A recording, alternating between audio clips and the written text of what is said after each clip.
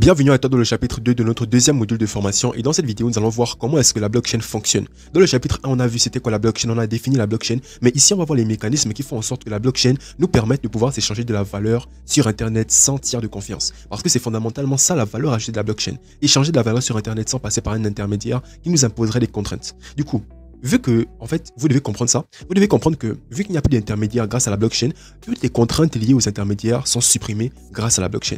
Bien évidemment, il y a de nouvelles choses qui rentrent en compte, qu'il faut prendre en compte dans une transaction blockchain, mais c'est beaucoup plus léger et beaucoup plus souple et beaucoup plus juste, surtout, que les transactions effectuées dans le système fiat. Alors, on va prendre une analogie simple pour que vous puissiez comprendre comment la blockchain fonctionne. Déjà, comprenez que dans un système bancaire, parce qu'on va faire l'analogie entre le système bancaire et la blockchain. Dans le système bancaire, lorsque vous faites une transaction, toutes les transactions que vous faites sont notées dans un registre bancaire. Ça veut dire que si aujourd'hui, vous partez à la banque et que vous demandez à la banque, au banquier, la transaction que vous avez fait il y a un an, on peut vous ressortir le reçu parce que tout est noté dans un registre. Alors, ce registre-là, justement, on va pas parler de centralisation là, mais on va dire que ce registre-là, il est contrôlé et contrôlable que par la banque. Il n'y a que la banque qui a accès à ce registre et qui peut modifier le registre. La blockchain, c'est un registre également, sauf que c'est une chaîne de blocs. Et là, on va maintenant rentrer dans la définition mot à mot. Blockchain, chaîne de blocs. Donc, imaginez que le registre bancaire, c'est comme un livre dans lequel vous allez, tourner les pages. On écrit lorsque la page est pleine, on tourne la page. La blockchain, c'est plutôt une chaîne de blocs. On va remplir des blocs. Et lorsque un bloc est plein, on va passer au bloc suivant. Je vais vous mettre une image pour que vous puissiez un peu voir à quoi ça ressemble, en grosso modo. Mais dites-vous bien que la blockchain, c'est une chaîne de blocs et chaque bloc est lié les uns avec les autres. Donc, lorsque tu as un bloc, ce bloc-là est rempli de transactions. Lorsqu'il est plein, on le ferme et on crée une sorte de chaîne, en fait, qui va avoir ce qu'on appelle une ADN. Cette ADN-là va être liée au bloc suivant et ça va faire en sorte que le bloc-là est lié à celui-là. Celui-là est lié à celui-là. Celui-là est lié à celui-là. Tu vois? Chaque bloc, en fait, va être lié l'un avec l'autre. Chaîne de blocs. Ça fait en sorte que quoi? Que lorsque un bloc est modifié, toute la blockchain est modifiée. Et c'est ça la particularité. C'est que la blockchain, en fait, vu que c'est une chaîne de blocs qui sont interliés à travers une ADN commune, c'est pas possible de modifier les informations parce que si tu modifies une information, tu modifies toute la blockchain, vu que tous les blocs sont liés. Je vais vous prendre un exemple, en fait, pour que vous compreniez un peu le concept.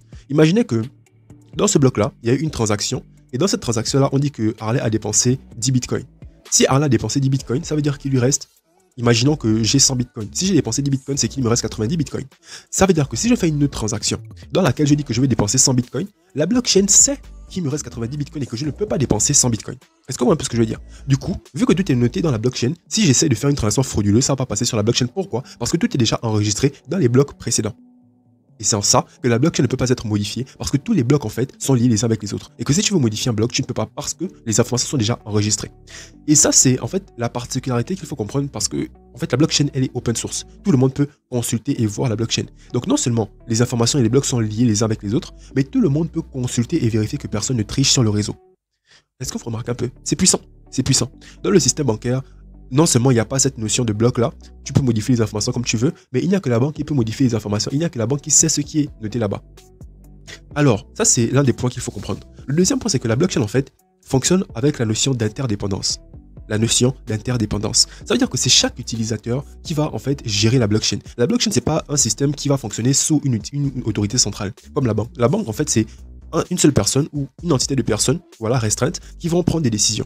La blockchain, c'est tous les utilisateurs qui prennent les décisions. Tous les utilisateurs. Donc, il n'y a pas d'autorité centrale. C'est tout le monde qui se met d'accord pour gérer le système. Je vais vous prendre un exemple simple. Dans un système bancaire, lorsque vous voulez emprunter de l'argent, vous allez vers une plateforme centralisée, donc une banque qui va vous octroyer un prêt. Là, c'est un prêt centralisé. Sur la blockchain, ça ne va pas être une entité centrale, mais ça va être des particuliers qui vont prêter à des particuliers.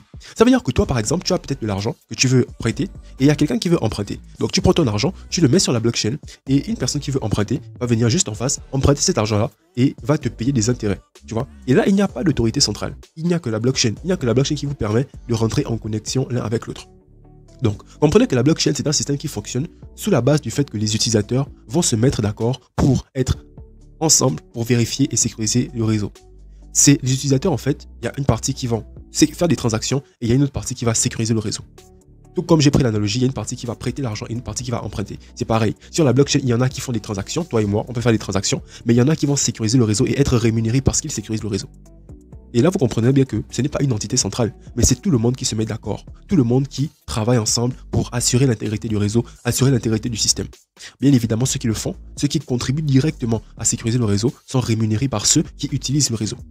Maintenant, j'aimerais bien faire comprendre que n'importe qui peut sécuriser le réseau. N'importe qui peut utiliser le réseau. Tout le monde peut le faire. Vous avez deux méthodes en fait de sécuriser le réseau. Il y a en étant un nœud et il y a en étant un mineur.